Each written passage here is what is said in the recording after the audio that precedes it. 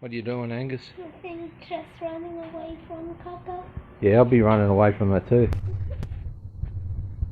She's a menace. What do you reckon? I can get a set of wheels for that. What do you reckon about that, bike, eh? Yeah, probably. Oh yeah, probably. You okay? Yep. Yeah, probably.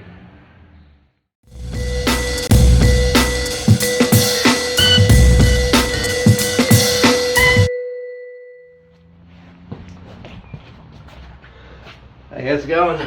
Michael here. I've been in a little bit of a dilemma about sorting out a bike for Angus properly, you know, like obviously he doesn't fit very well on a full size bike, especially his that's got a 21-inch top tube. Now this is a piece of junk, right? Obviously it's a kid's bike, it's yeah, cheap and nasty worlds, it's steel, but it's light-ish, and the rear triangle is 13.5 inches, and the chainstay, and the top tube is something like 18 inches. So this should be just about perfect for him. I bought this like just a frame a long time ago and put bits and pieces on it to give Angus his first proper bike, and yeah, it's just been sitting out in the weather for a while. As you can see, it's got a really nice patina. I could almost just clear coat that, which I'm considering doing. Might give it a sand over, get all the oxidized stuff off it first to see what it looks like. I was just trying to get this stem out because I didn't, you know, believe in greasing them before, and now I know it's the thing that you really should do. So I'll get this stem out. This headset feels okay. It's dry, I think, but we'll just see what we can do. I'll put a decent headset off one of the other junk bikes I've got, and we'll build a bike up. And he should be able to, should improve his riding a bit and have a lot more fun with it. I've got these 3-piece cranks that came off the that dragster I've got there, the Mambo dragster, the 25-2 sprocket. So we'll pull the cassette wheel off his other bike, off the other cheap nasty grey thing he's got there, and put that on the back and rock and roll, I guess. Can't wait to see him doing this. So I'm going to give this a scrub, probably, don't know what with. Might do the Ajax or something, the scouring pad, to see what we end up with, and I might just cop a clear coat then. I don't know if that's going to really, you know, it's not really this rat patina thing isn't really a BMX thing, I guess. I suppose I could, what I could do is I could put some name down here like Team Filth or something. So I might make up some logo and put it on there so it looks like it's got something new on there, or put some stickers on so it looks new and it's supposed to be all rusty and stuff. But otherwise, I was up until about 10-15 minutes ago, I decided I was going to paint it flat black. But anyway, we'll see what we go, what we end up with here.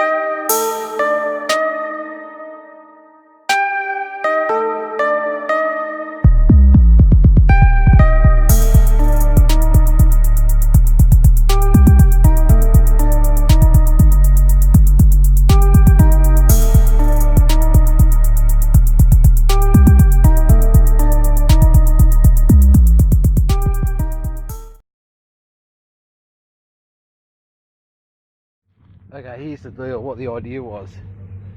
I chucked some orange over the top of that blue and the rust, and I just put a light dusting on there, and then I went over it with then I did a second coat. I tried to get it full coverage, and I didn't care really too much how even it was, and then any patchy bits left behind, that's when I started my coat of black, and I put the black on, and then I just went to give it another coat. Then it's going to be my second coat of black, and I was going to do a third, but I saw it reacting, the paint reacting there. It wasn't cleaned properly, probably still had some sugar soap on or something, or I don't know. It doesn't matter, because the whole idea of this was, once this black cures in a few days, go over it with some, I don't know, 280 grit, wet and dry, and sand it all over, so you got a bit of blue, a bit of red, a bit of rust come through. And then, I don't know, I'll figure out something to hopefully something amusing but not too stupid to put down the side, because I don't want to embarrass my son too much, and I want to be an idiot at the same time. So I'll find something to put down there, and I'll put it nice and neat, and then I'll clear coat the light, and so it looks like it was meant to be like that. Anyway, I want to try and keep this a secret from him, because he seemed really stoked at the idea last night, and I'll just get this built up for him when he doesn't. One night, when this is ready, I'll just take parts off his bike that I need and put on here. I'm going to paint the forks probably, or we'll sticker bomb it if my stickers arrive in time. Look at the quality of this. The welding on this. Look at the big hole there. Big crater. Anyway, this and also too, this rear triangle is not on. It's not on straight. You might not be able to see it, but it is definitely ticked over to the left, our left a bit now. I'm trying to line up in the camera straight through the head tube and everything. It's about there, I think. You can see, look at the back triangle. Anyway, we'll get it, track as straight as we can. I'll bend the frame if I have to.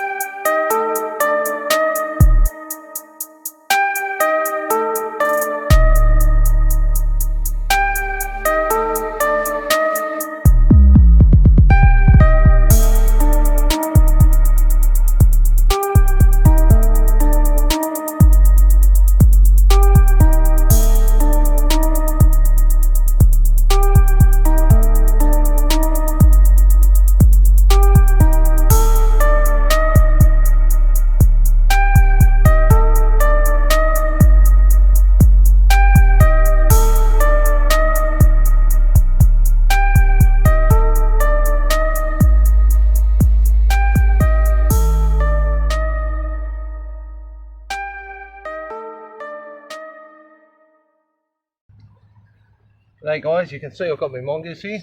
It's about a 2000 model, so today we're just going to compare late, mid-school to new school. First off, we just look at the main visual differences of the bikes. There's probably a little less standover height on the old mongoose, and you'll notice the length of the chainstay. That's about 14.5 inches slammed. Well, this one's I think 13.25 or something like that. Now the top tube length are fairly similar in these. This is 20.75 and this one's at 20 to 20.5 maybe. It was a bit hard to measure. I think the steering geometry is very similar. So maybe the seat post is it's not going to make much difference at all. They look about the same. So what we've got really is we've got longer chainstays, which brings the bottom bracket forward, gives you less room up front. That's from a geometry sort of perspective, and it makes a huge difference. It's about a whole inch there on the rear end. It does make a huge difference. I've ridden these, well, bikes similar to this. The big thing here we've got to look at is the design. New school bikes have a top tube, a bottom tube, your seat stays, chain stays, and seat tube. Your old school bikes have all sorts of nice things like big beefy oversized down tube. We've got this massive gusset here. These forks could just weigh a ton, and look at the thickness of the dropouts on it. Now what we've got here is like, this would be something you'd turf straight away if you had it, but then again they didn't worry too much about weight. Stop looking at me, Swan!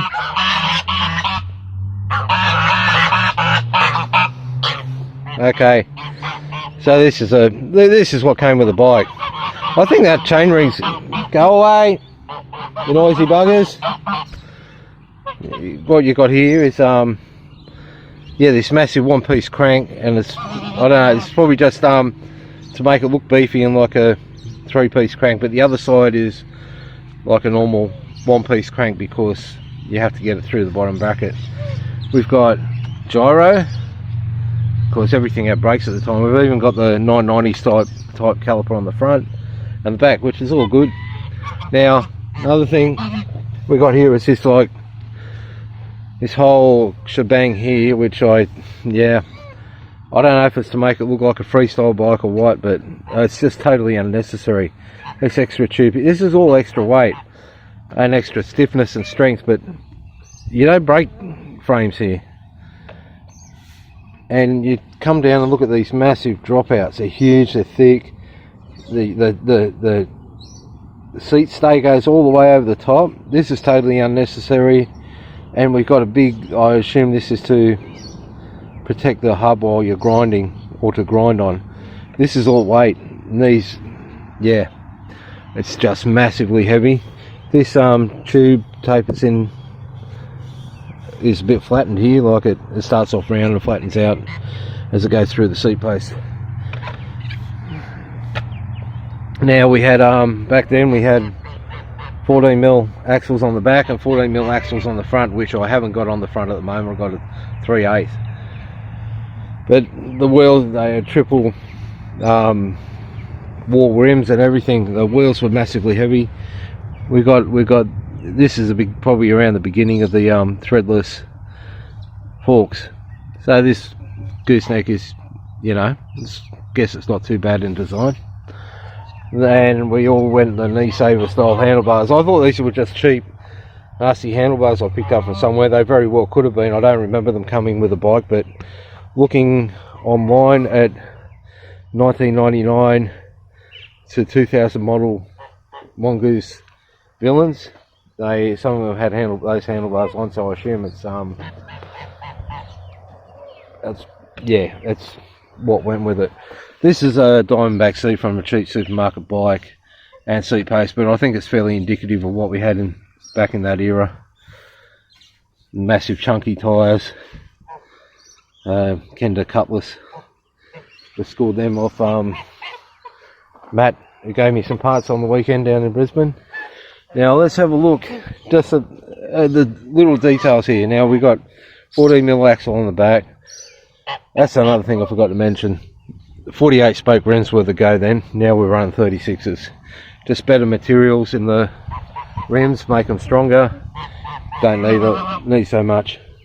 Got nice three-piece cranks here that are super beefy and a heap lighter. Nice lightweight plastic pedals. Stop looking at me, Swan. Tyres are getting bigger and bigger and bigger. I don't know where. Tyres are getting bigger and bigger and bigger. I don't know where that's going to end, but I think this is about as big as I'm going to go. We've got nice Everything's nice now. It's just like CNC machined and all goodness. I could probably go a bit taller and wider handlebars. Look at the lightweight seat here, and the pivotal seat post. All very lightweight. Even the brakes, like you've got this external spring here. Everything's super lightweight and good and strong. So we have come a long way. I remember back around 1990, about when I finished riding, I remember thinking I didn't like all these top tubes, little platforms to stand on and stuff, which were really unnecessary. I just wanted a straightforward bike like we've got today. This is what I envisaged, you know what I mean. This is what I thought. I want just a plain bike. I nearly, in between bikes, between my GT and my Diamondback Strike Zone, I had about a 6-month period there where I didn't have a bike.